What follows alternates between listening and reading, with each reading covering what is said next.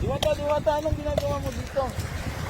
Ayan, nag-volunteer tayo. Nandito ako, nag-volunteer tayo maglinis ng kalikasan natin. Kasi ang daming basura ngayon dito sa Manila Bay, wala akong magawa. So naisip kong pumunta dito at nakita ko marami naglilinis. Tumulong na din ako para Tapos syempre pinapatabi ko yung yung mga kalakal na pwedeng ibibenta na rin natin. Kasi sayang din yung mga yan.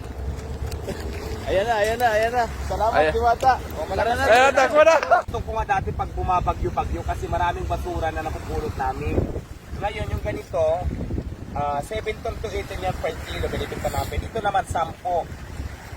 Pero kung gusto mo ng mas mahal to, ibubukod mo yan pag kulay pula, pag kulay blue. Mahigit kasing price na nito siya. Kasi maraming takip maraming klase ng takip. Pero kung gusto mo ng mas mamahal yung ganito, halimbawa kulay pula, kulay blue, or ganito, ipon-ipunin mo yan siya. Maraming kulay kasi yan, may green, ayan, may green. Dito kayo dati nangangalakal? Hindi, doon banda sa dulo, yung malapit lang sa Pasay. Pag mineral na binalatan. Tapos yung ganito naman,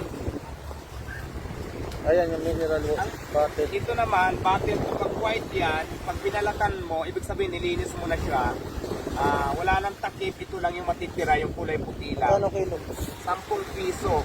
Ganyan, 10 piso yan per Pero pag binalatan mo, pag nilinis mo, pero Mas pag mahal. nilinis ang nilinis, ganyan lang, nag-rinse lang yan dati ng 5 pesos per kilo. Nung kapanahonan ko na nalalakal pa ito. Yun, ganon. Tapos yung ganito naman, sabay naman, Sa'yo ata yan.